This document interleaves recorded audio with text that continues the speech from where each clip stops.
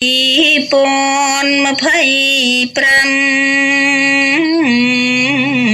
ខែធ្នូកង្កដាសៀមបាញ់ប្រហាឆ្លៀនពៀនទឹកដី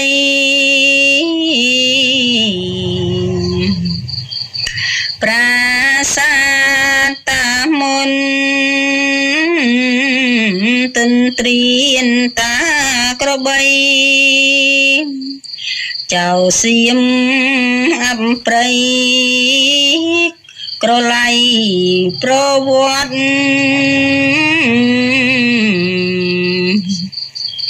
អង្គក្រិត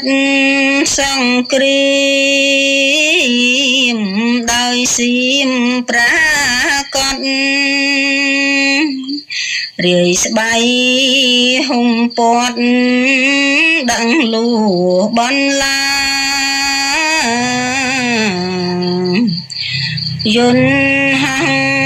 ពេញខៀតដ្រូនបាញ់ប្រហាលើដីខេមរាបាញ់ផ្លោងរាល់ថ្ងៃមានជ័យព្រៃច័ន្ទចៅសៀមឬជាវាយប្រាសាទខ្នាទម្លាក់គ្រាប់បែកសៀមបាញ់ផ្សែងពុល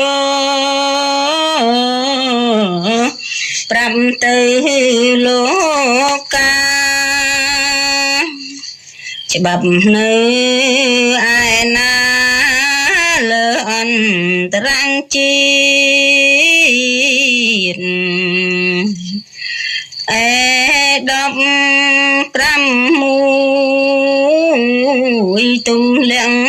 គ្រាប់បែកលន់ស្ទើបាំងមេផ្ដាញ់ផ្លូវផ្ដាញ់ស្ពានសម្លាប់ក្មេងចាស់បំផ្លាញសាលារៀនកុំតិចវត្តអារាមនឹងជនស៊ីវិល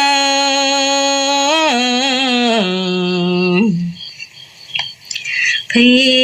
សកយប់ថ្ងៃផិតភ័យភ្លេចឃ្លានដោយសារចៅសៀមប្លន់យកទឹកដីមរតកដូនតាធ្លាប់នៅសុខជាប្រាសាទព្រះវិហារបំផ្លាញគ្មានសល់កូនព្រាត់ឪពុក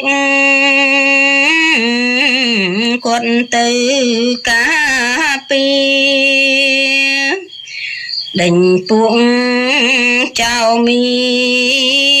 ឆ្លៀនពៀនដីខ្មែរ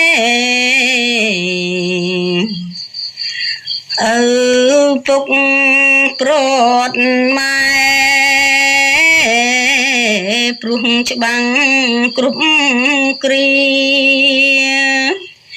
ស្ដាញ់សៀមរាមាស្ដែងឃ្លានសង្គ្រាមគុណថ្នាក់ដឹកនាំមុតមមរួមគ្នារួមជាតិប្រជាកូនខ្មែរតែមួយ